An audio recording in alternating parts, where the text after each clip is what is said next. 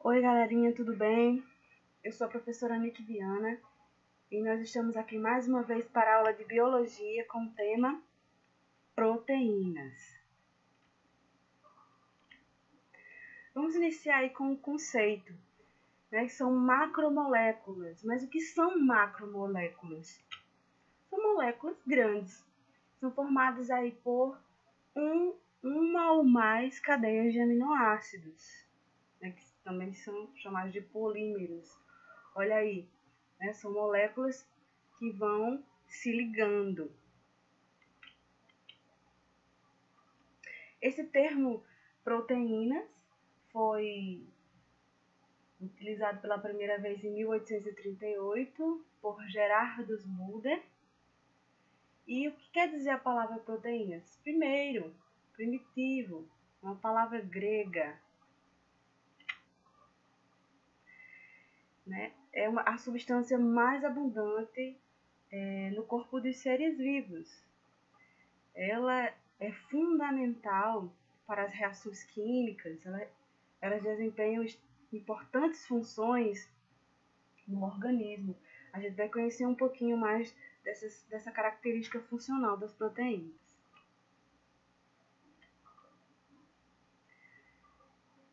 A gente percebe aqui, ela é funcional porque desempenha muitas funções.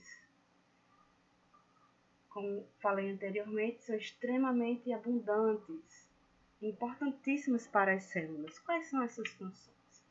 Eu coloquei aqui algumas mais importantes. Estruturais de suporte, como por exemplo, no citoesqueleto da célula. Ele que é responsável por dar estrutura à célula, por fazer com que a estrutura celular fique firme.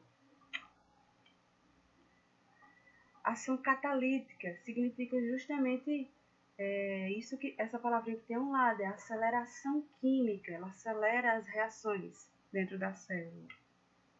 Transporte, como exemplo, a hemoglobina, que é uma proteína que faz com que o oxigênio seja transportado pelo sangue. Adesão, exemplo, o tendão aí que liga o músculo aos ossos. O tendão é composto praticamente por proteína. Resposta imunitária, os anticorpos, né? Os anticorpos têm origem proteica. E a contração, exemplo aí as proteínas actina e miosina. Elas deslizam uma sobre a outra, promovendo aí o movimento muscular.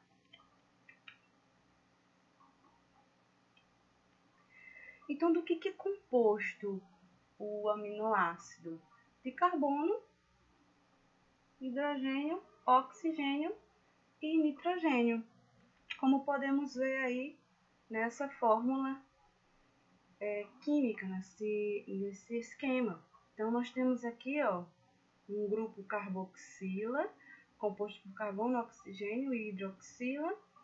Aqui, do outro lado, nós temos um grupo amina. E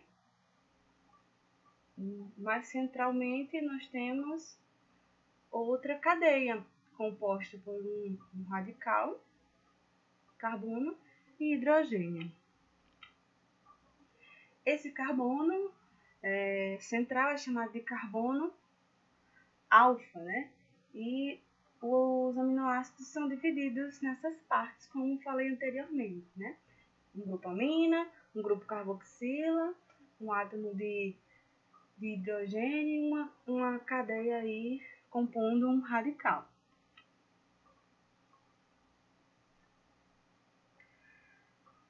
Esses radicais que vocês podem estar verificando aí, estão sendo representados pela letrinha A, B, C e D, são os radicais. E existem muitos aminoácidos, mais de 20 tipos de aminoácidos. Só que o radical é que define que tipo de aminoácido surgirá. olha aí, existem muitos tipos de aminoácidos. Aí você vai me perguntar, professora, eu tenho que saber isso tudo? Não, a nível de ensino médio não é interessante. Mas a gente pode observar que a terminação, a maioria, né? A maioria das terminações, né, das proteínas terminam tem essa terminação aí ina.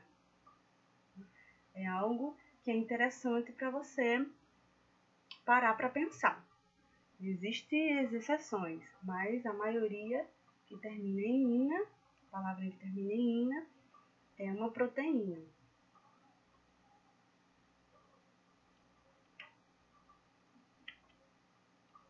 Então, quanto à classificação dos aminoácidos em relação à produção, eles podem ser não essenciais, também chamados de naturais, quando são produzidos aí pelo nosso organismo, pelo organismo. Essenciais não são produzidos pelo organismo, eles são obtidos aí a partir da alimentação. E semi-essenciais, quando são produzidos, mas em pequenas quantidades, em pouca quantidade.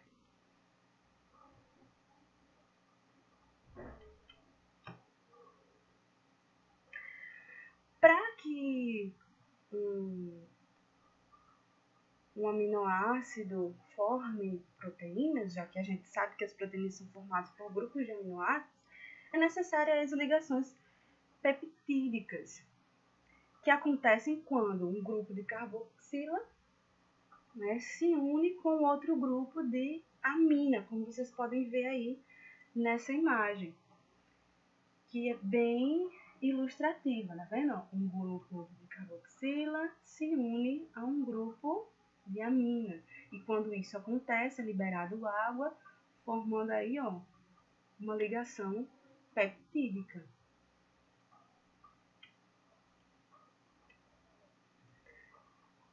Bota na tua cabeça, para que haja uma ligação peptídica, sempre será liberado uma molécula de água.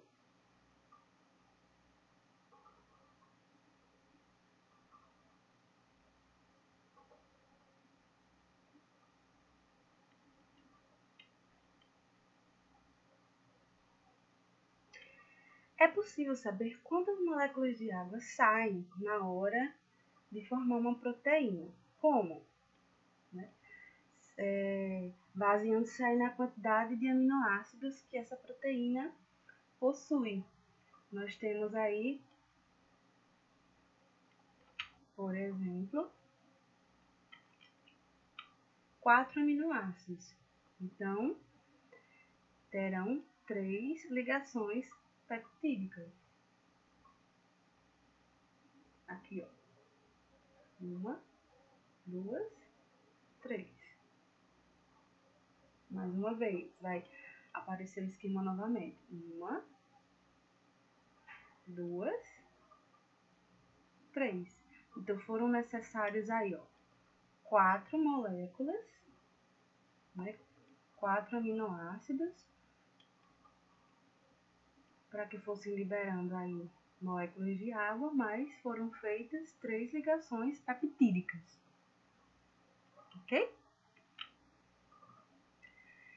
Em relação à estrutura de uma proteína, existem níveis aí de organização: primário, secundário, terciário e quaternário. Nessa ligação primária, há uma sequência de aminoácidos em cadeia, formando uma espécie de colar. Na ligação secundária,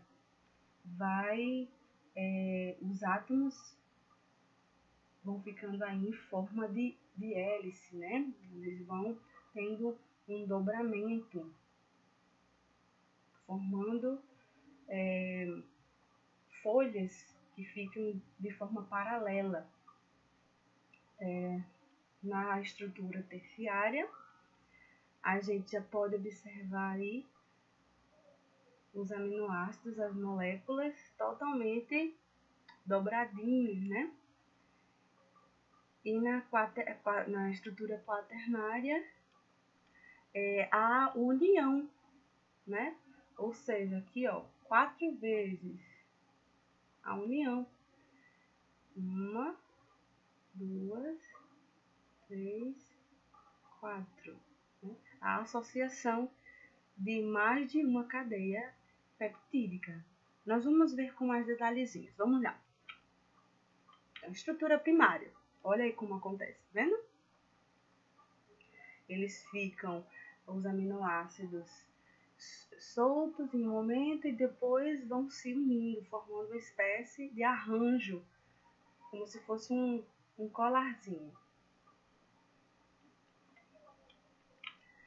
Na estrutura secundária, olha o que acontece, os aminoácidos se arranjam de maneira helicoidal, né? Possibilitando uma rotação e uma ligação entre os carbonos. A gente viu que para que isso aconteça é necessário a união aí de amina e carboxila. E aqui a gente pode ver no outro ângulo formando aí o que eu falei, tá vendo?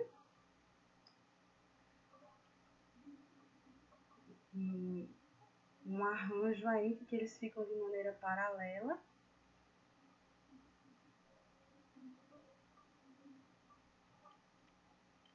Agora a estrutura terciária. Ao enrolamento, certo?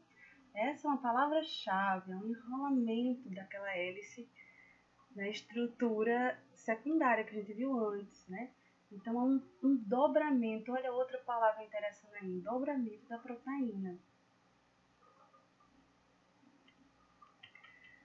E, por fim, a estrutura quaternária. As proteínas vão se associando, né? De 2 ou mais cadeias. Então, a gente viu que houve aquele dobramento na estrutura terciária. Então, o que vai acontecer é que 2 ou mais daquelas estruturas vão se unir, formando aí uma estrutura quaternária, olha aí, se unindo.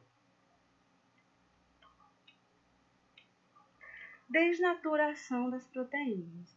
O que é desnaturar? Olha aí como eu coloquei para vocês, é tirar do seu estado natural. E o que acontece para tirar uma proteína do seu estado natural?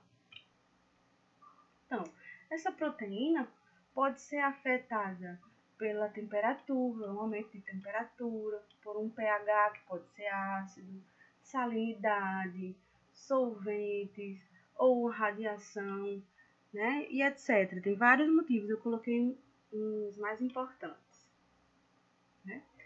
Então, o que é isso? Então, é uma mudança que ocorre na formação, na conformação da proteína, uma modificação nessa proteína.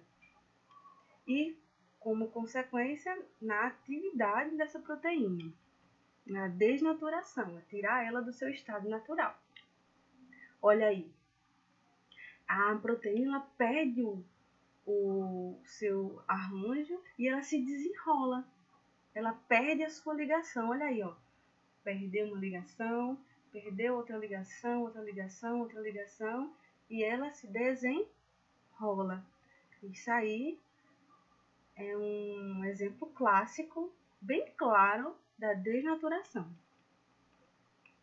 E agora, nós vamos ver esse exemplo no nosso cotidiano, olha aí. Quando a gente frita um ovo, a gente submete a clara aí a uma alta temperatura, e o que acontece com as proteínas do ovo?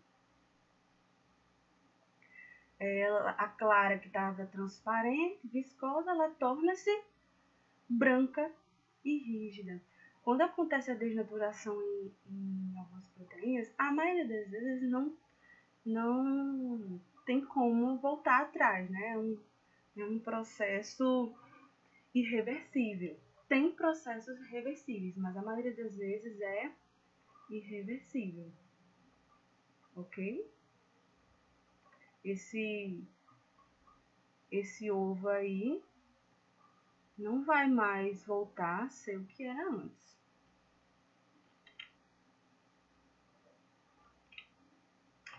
E é isso aí, pessoal. Espero que vocês tenham entendido, tenham gostado da aula. Um cheirão para vocês, né? Fiquem com Deus e tchau, tchau.